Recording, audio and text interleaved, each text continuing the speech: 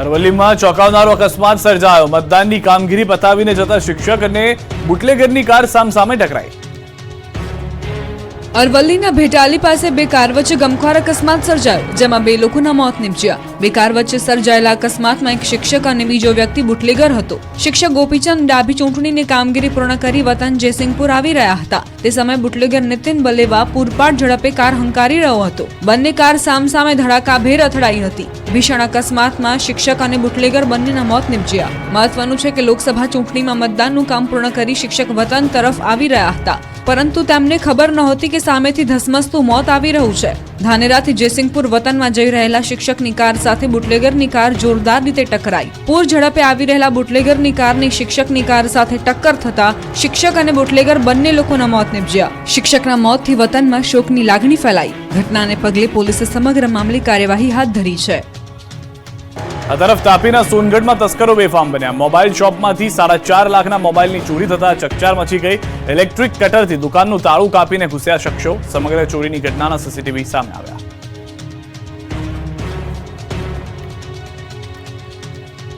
અમદાવાદમાં પીરાણા દરગાહ જમીન વિવાદમાં બે જૂથ વચ્ચે અથડામણ. ગામમાં પોલીસનો ચુસ્ત બંદોબસ્ત. અમદાવાદ નજીકના પીરાણા ગામમાં બે જૂથો વચ્ચે અથડામણ થતા ચકચાર મચી ગઈ. દરગાહની જમીનના વિવાદમાં તકરાર થઈ હતી. પ્રાંગણના કેટલાક બાંધકામમાં ફેરફાર કરાયો હોવાનો ફરી છંછેડાતા વિવાદ આબોબાલ થઈ હોવાનું માનવામાં આવે છે.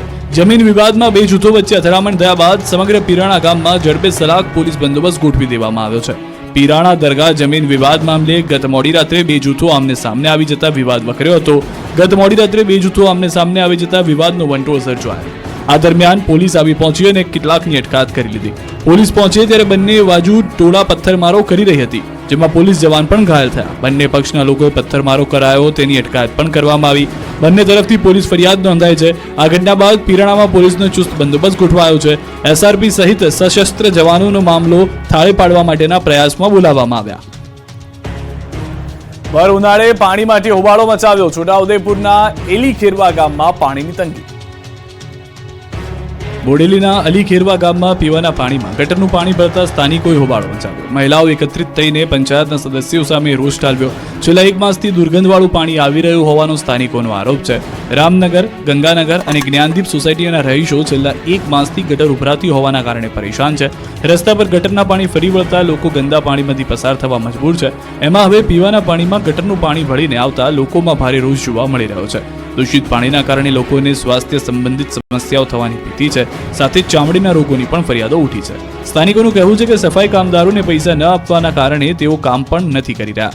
લોકોએ ગામના સરપંચ અને પંચાયતના સભ્યોને બોલાવતા સરપંચના પતિ સ્થળ પર પહોંચ્યા, જેને ઘેરી લઈને સ્થાનિકોએ હોબાળો મચાવ્યો. લોકોનો રોષ જોઈને સરપંચના પતિ અને પંચાયતના સભ્યોએ સમસ્યાનું તાત્કાલિક નિવારણ લાવવાની બાંહેધરી આપી. આ તરફ જૂનાગઢમાં આખલાએ આતંક મચાવ્યો. બે આખલાઓની લડાઈમાં વૃદ્ધને ગંભીર ઈજા પહોંચી. જૂનાગઢના કેશોદ શરદ ચોક વિસ્તારમાં આખલાઓએ રીતસરનો આતંક મચાવ્યો. કેશોદમાં હવેલી સામે બે આખલાઓ વચ્ચે લડાઈ થઈ. આખલાઓ બાખડતા આસપાસના વિસ્તારના લોકોમાં ભયનો માહોલ ફેલાયો. બે આખલાઓની લડાઈમાં વૃદ્ધને ગંભીર ઈજા પહોંચી. આખલાઓએ લડતા સિંગદાણા વેચનારા વૃદ્ધને અડફેટે લીધા. આખલાએ બાઇકને ટક્કર મારતા બાઇક વૃદ્ધની માથે પડતા તેઓ ઈજાગ્રસ્ત થયા. એક દિવસ પહેલા બસ સ્ટેશન સામે યુવકને અડફેટે લીધાના બીજા જ દિવસે વૃદ્ધને ઈજા પહોંચાડવાની ગંભીર ઘટના બની. હાથમાં થેલી લઈ સિંગદાણા વેચવા ફેરી કરતા વૃદ્ધને આખલાએ અડફેટે લીધા. આખલા યુદ્ધના કારણે બાજુમાં પાર્ક કરેલી બાઇક સિંગદાણા વેચતા વૃદ્ધ માથે પડતા વૃદ્ધ ઘાયલ થયા. રખડતા ભટકતા પશુઓના ત્રાસથી શહેરમાં અનેક લોકો ભોગ લેવાયા છતાં પાલિકા તંત્ર કુંભકર્ણની નિંદ્રામાં હોવાથી સ્થાનિકોમાં રોષ ભભૂક્યો. પાલિકાની કામગીરી સામે પણ અનેક સવાલ ઉઠી રહ્યા છે. કાળઝાળ ગરમીથી બીમારી પણ વધી. અમદાવાદની સોલા સિવિલ હોસ્પિટલમાં દર્દીઓનો ધસારો પણ વધ્યો. આકાશમાંથી અગનગોળા વરસતા હોય એવી ભીષણ ગરમીથી લોકો ત્રાહિમામ છે. જોકે આ ગરમી વચ્ચે અમદાવાદમાં રોગચાળાએ પણ માથું ઉંચક્યું છે. ગરમીનું પ્રમાણ વધતા અમદાવાદ સોલા સિવિલ હોસ્પિટલમાં દર્દીઓની સંખ્યામાં 10% વધારો થયો. છેલ્લા એક સપ્તાહમાં 10,661 ઓપીડી નોંધાઈ. વાયરલ ઇન્ફેક્શનના કેસમાં પણ વધારો થયો. છેલ્લા એક સપ્તાહમાં 1,560 કેસ વાયરલ ઇન્ફેક્શનના નોંધાયા. બીજી તરફ ડેન્ગ્યુના 83 સેમ્પલ, મેલેરિયાના 223 સેમ્પલ અને ચિકનગુનિયાના 6 સેમ્પલ લેવામાં આવ્યા. પરંતુ શંકાસ્પદ કેસોમાં કોઈનો પણ રિપોર્ટ પોઝિટિવ ન આવતા દર્દીઓએ હાશકારો અનુભવ્યો. જોકે કાળઝાળ ગરમીના કારણે લોકોના સ્વાસ્થ્ય સાથે ચોક્કસ અસર પડી રહી છે, જેના કારણે તબીબોએ લોકોને સાવચેતી રાખવાની સૂચના આપી. પિતા પુત્રના સંબંધને શર્મસાર કરતી ઘટના સુરતમાં બની. દીકરો પિતાનું ઋણ ભૂલી જતા વૃદ્ધ દંપતી આપઘાત કર્યો. સુરતમાં સરથાણા વિસ્તારમાં એક વૃદ્ધ દંપતી આત્મહત્યા કરી લેતા હડકંપ મચી જવા પામ્યો છે. જો કે આત્મહત્યાની પાછળ તેનો દીકરો અને દીકરાનું વર્તન જવાબદાર હોવાનો ઉલ્લેખ સાથેની એક સુસાઇડ નોટ પણ મળી આવી છે. દીકરાનું દેવું ચૂકવવા વૃદ્ધ પિતાએ 38 લાખ રૂપિયાનું દેવું કર્યું અને દીકરાનું દેવું ચૂકવાઈ ગયું. જો કે દીકરો કેનેડા જઈને મા બાપને ભૂલી ગયો અને દેવું પણ ચૂકવવાનો ઇનકાર કર્યો. ત્યારે આ વૃદ્ધ દંપતીને લાગી આવતા તેમણે મોતને વહાલું કરી દીધું. પિતા પુત્રના સંબંધોને શર્મસાર કરતી આ ઘટનાએ સૌ કોઈને ચોંકાવી મૂક્યા. મળતી વિગતો પ્રમાણે ચુનીભાઈ ગેડિયાએ પોતાના પુત્રને કેનેડા મોકલવા અને પિયુષની ઉપર થઈ ગયેલું દેવું ચૂકવવા માટે પોતાના દાગીના રોકડ રકમ તો આપી દીધા, પરંતુ સગા સંબંધીઓ પાસેથી વ્યાજે રૂપિયા પણ લઈ આવ્યા. સુસાઇડ નોટમાં તેમનું દેવું થઈ ગયું હોવાથી આપઘાત કરી રહ્યા હોવાનો ઉલ્લેખ કર્યો. ઉપરાંત કેનેડા જઈ દીકરો દેવું ભરશે તેવી અપેક્ષા હતી, પરંતુ અહીંયા દીકરાએ તો માતા પિતાને જ તજ છોડી દીધા. આ સમગ્ર કાગળ પર લખેલી બાબતોના આધારે સરથાણા પોલીસે તપાસ શરૂ કરી છે. ગરમી એટલી ભીષણ કે રોડ પણ પીગળી ગયો. અમદાવાદમાં નોંધાયું 42 ડિગ્રી તાપમાન. અમદાવાદમાં કાળઝાળ ગરમીના કારણે રોડ પણ પીગળી ગયા. મે મહિનાની શરૂઆતમાં જ ગરમી તમામ રેકોર્ડ તોડી રહી છે. અમદાવાદમાં 7 મે મતદાનનો દિવસ ખૂબ જ ગરમ રહ્યો. શહેરમાં 42 ડિગ્રી તાપમાન પહોંચી ગયું. બપોરના સમયે એટલી ગરમી અનુભવાઈ કે બહાર નીકળવું પણ મુશ્કેલ થઈ ગયું. કાળઝાળ ગરમીમાં રસ્તા પરનું ડામર પણ પીગળી ગયું. શહેરના બોપલ વિસ્તારમાંથી ડામર પીગળવાના દ્રશ્યો સામે આવ્યા. તેવામાં અસહ્ય ગરમીમાં કામ માટે નીકળેલા લોકો પરેશાન થઈ ગયા. કાળઝાળ ગરમીના કારણે લોકોના જનજીવન પર અસર વર્તાઈ. અમદાવાદમાં 6 થી વધુ લોકોને ગરમીની અસર થવાની ફરિયાદ મળતા જિલ્લા આરોગ્યની ટીમે તાત્કાલિક સારવાર આપી હતી. જો કે આંગ દઝાડતી ગરમીમાં લોકો ત્રાહિમામ પોકારી ઉઠ્યા. ફરી એકવાર રૂપાલાએ ક્ષત્રિય સમાજની માફી માંગી. કહ્યું, આખી ઘટનાનું કેન્દ્ર બિંદુ અને કારણ હું રહ્યો. મારા એક નિવેદનથી મારી પાર્ટીને વેઠવું પડ્યું. લોકસભાની ચૂંટણી તો પતી ગઈ, પરંતુ આજે ફરીથી રાજકારણ ગરમાઈ ગયું. રાજકોટમાં આજે ભાજપના ઉમેદવાર અને કેન્દ્રીય મંત્રી પરસોત્તમ રૂપાલાએ ક્ષત્રિય સમાજની માફી માંગી. રૂપાલાએ કહ્યું કે મારા એક નિવેદનના કારણે આ ચૂંટણીમાં વિવાદના વમળો સર્જાયા. આખી એક ઘટનાનું કેન્દ્ર બિંદુ અને કારણ હું રહ્યો છું. મારા નિવેદન મારી પાર્ટી માટે એસેટ સમાન હતા, પરંતુ મારા એક નિવેદનના કારણે મારી પાર્ટીને વેઠવાનો વારો આવ્યો. આમ કહીને રૂપાલાએ ફરી ક્ષત્રિય સમાજની માફી માંગી. નમ્રતાપૂર્વક માફી માંગુ છું. સમગ્ર ક્ષત્રિય સમાજની માફી માંગુ છું. ક્ષત્રિય સમાજની અમારી માતૃશક્તિને પણ વિનંતી કરું છું અને ક્ષત્રિય સમાજને કહું છું કે ઔદાર્ય એ ક્ષત્રિય સમાજનું ભૂષણ છે. હવે આજે રાજનીતિ પ્રેરિત આ મારું નિવેદન નથી. પરસોત્તમ રૂપાલાની માફી બાદ ક્ષત્રિયોએ પલટવાર કર્યો. આ માફી બાદ ક્ષત્રિય સમાજે પણ પોતાની પ્રતિક્રિયા આપી. ક્ષત્રિય સમાજે પરસોત્તમ રૂપાલાને જણાવ્યું છે કે કદાચ તેમને આગળ કોઈ પદભાર મેળવવું હોય, તેથી આજે તેમણે અમારી ફરીથી માફી માંગી. ક્ષત્રિય સમાજે કહ્યું કે આંદોલનને હાલ અલ્પ વિરામ છે, પૂર્ણ વિરામ સમજવું નહીં. જેની પાસે આટલા વખતથી સત્તા છે તેણે પણ સુપેરતાથી નોંધ લીધી છે, એટલે માઇક્રો પ્લાનિંગ કરી અને બૌદ્ધિકતાથી આગળ વધવું એ જ અમારી આગળની રણનીતિ હશે. અને આ આંદોલનને અત્યારે અલ્પ વિરામ મૂકવામાં આવ્યું છે. પૂર્ણ વિરામ એને સમજવાનું ભૂલ ના કરવા વિનંતી. જંગી જીત માટે નેતાઓ પહોંચ્યા માતાજીના શરણે. ગેનીબેન ઠાકોર અને હર્ષ સંઘવીએ અંબાજીમાં દર્શન કર્યા. મતદાન પૂર્ણ થયા બાદ હવે તમામ પક્ષો પરિણામની રાહમાં છે. પોતાના પક્ષ તરફી પરિણામ આવે એ માટે હવે નેતાઓ મંદિરના દર્શને પહોંચ્યા. લોકસભાની ચૂંટણીના ત્રીજા તબક્કાનું મતદાન સુખરૂપે પૂર્ણ થતાં જ કોંગ્રેસના ઉમેદવાર ગેનીબેન ઠાકોરે અંબાજી મંદિરે પહોંચ્યા. ગેનીબેને સંધ્યા આરતી સમયે પહોંચીને માતાજીની આરતી કરીને પોતાની જીતની કામના કરી. આ દરમિયાન ગેનીબેને બનાસકાંઠા જિલ્લાના તમામ મતદારોનો આભાર વ્યક્ત કર્યો. આ તરફ ગૃહમંત્રી હર્ષ સંઘવી યાત્રાધામ અંબાજીમાં દર્શને પહોંચ્યા. શક્તિપીઠ અંબાજી મંદિર દ્વારા હર્ષ સંઘવીનું સ્વાગત કરાયું. અંબાજી મંદિર અને ત્યારબાદ સિદ્ધિવિનાયકના દર્શન કરીને હર્ષ સંઘવીએ ધન્યતા અનુભવી. હર્ષ સંઘવી સાથે મોટી સંખ્યામાં ભાજપના કાર્યકરો પણ દર્શને આવ્યા. આ તરફ બનાસકાંઠાથી સમાચાર. મતદાન બાદ હવે નેતાઓ હળવા મૂડમાં દેખાયા. રેખાબેન ચૌધરીએ જીતનો વિશ્વાસ વ્યક્ત કર્યો.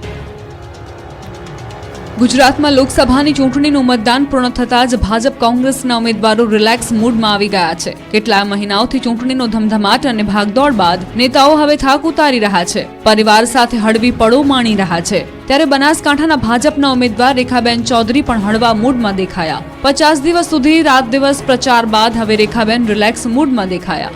રેખાબેને મતદાતાઓનો આભાર માન્યો. સાથે જ ભાજપ તરફી મતદાન થયું હોવાનો દાવો કર્યો. ચૂંટણીને લઈને છેલ્લા 50 દિવસ સુધી સતત પ્રચાર કર્યો.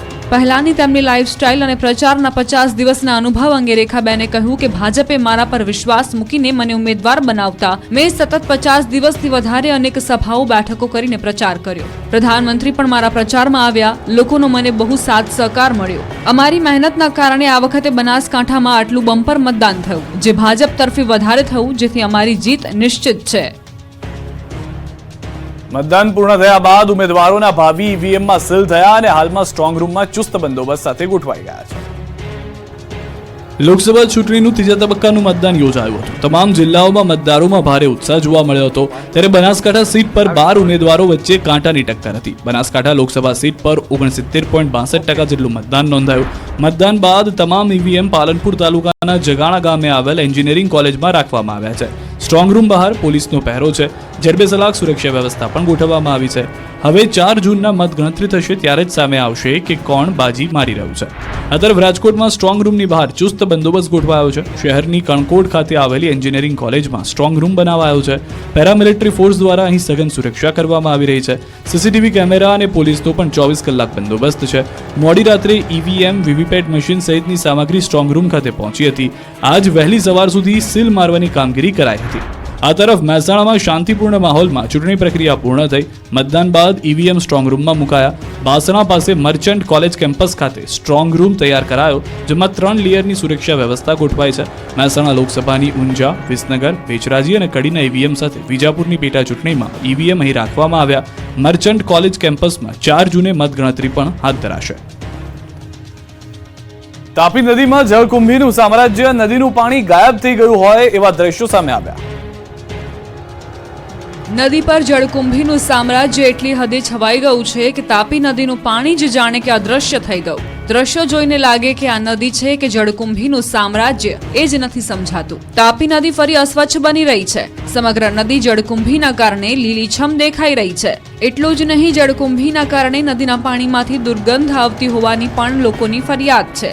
સુરતમાં દર વર્ષે ઉનાળામાં તાપી નદીમાં જળકુંભીનું સામ્રાજ્ય છવાઈ જાય છે. આ સાથે જ તાપી નદીનું લેવલ પણ ઘટી જતું હોય છે, જેના કારણે તાપી નદીનું પાણી પ્રદૂષિત થઈ જાય છે. આ વર્ષે પણ આ જળકુંભીનું સામ્રાજ્ય જોવા મળી રહ્યું છે, જેના પગલે તાપી નદીમાં પાણી જ દેખાતું નથી અને આખી તાપી નદીને જળકુંભીએ બાનમાં લીધી હોય એવા દ્રશ્યો સામે આવ્યા. ગટરના પાણી તેમજ શહેરમાં અલગ અલગ વિસ્તારમાં આવેલા તબેલાઓમાંથી દૂષિત પાણી ડાયરેક્ટ તાપી નદીમાં છોડાઈ રહ્યું હોવાથી આ પરિસ્થિતિ ઊભી થવાનું અનુમાન છે.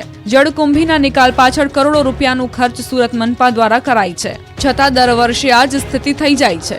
મોટા વરાછાથી અશ્વની કુમાર સુધી તાપી નદીમાં જળકુંભી પથરાયેલી છે. મોટા પ્રમાણમાં જળકુંભી તણાઈ આવી હોવા છતાં પણ જળકુંભીના નિકાલ માટે સુરત મનપાએ કોઈ પણ કામગીરી ન કરી હોવાની સ્થાનિકોની ફરિયાદ.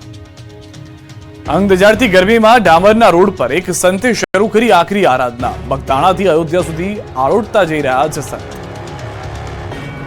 ભીષણ ગરમીમાં અને અગનગોળા જેવા ડામરના રોડ પર આળોટતા આ સંતને જુઓ. કઠોર તપ અને દ્રઢ સંકલ્પની સાથે આ સંતે બગદાણાથી આળોટતા અયોધ્યા સુધીની સફર શરૂ કરી છે. અત્યંત કઠિન એવી આ સફરમાં હાલ તેઓ પંચમહાલ પહોંચ્યા છે. અયોધ્યામાં ભગવાન રામ બિરાજ્યા ત્યારે આ સંતે બગદાણાથી અયોધ્યા સુધી દંડવત કરીને જવાની ટેક લીધી હતી. રામ રાજ્યની સ્થાપના થતાં જ તેઓ બગદાણાથી નીકળી પડ્યા. આખરી આરાધના સાથે આ સંત આળોટતા નીકળ્યા. બગદાણાથી અયોધ્યા સુધી 1600 કિલોમીટરની લાંબી યાત્રા તેઓ કાપશે. આ યાત્રા થકી મહારાજ હાલ કાળઝાળ અને અંગ દઝાડતી ગરમી વચ્ચે 350 કિલોમીટરનું અંતર પૂર્ણ કરી ચૂક્યા છે. હાલ રાઘવજી સંત પંચમહાલ જિલ્લાના 61 હનુમાનજી મંદિર સુધી આવી પહોંચ્યા છે.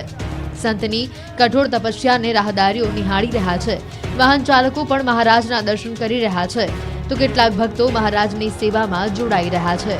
સંત રાઘવજી મહારાજના મનનો આંતરિક ભાવ ભગવાન શ્રી રામ અયોધ્યામાં બિરાજમાન થાય તેવો હતો, જે પરિપૂર્ણ થયો, જેથી તેઓ પોતાના દ્રઢ સંકલ્પને પૂર્ણ કરવા આળોટતા દંડવત યાત્રા શરૂ કરી દીધી. આ યાત્રા થકી રાઘવજી મહારાજ હાલ 350 જેટલા કિલોમીટરનું અંતર કાપી કાળઝાળ અને અંગ દઝાડતી ગરમી વચ્ચે પંચમહાલના 61 પાટિયા હનુમાનજી મંદિર સુધી આવી પહોંચ્યા. તેઓને અયોધ્યા પહોંચતા અંદાજિત 1.5 વર્ષનો સમય લાગશે. આ દરમિયાન તેઓને તમામ ઋતુ અને માર્ગની સ્થિતિ તેમજ ટ્રાફિકની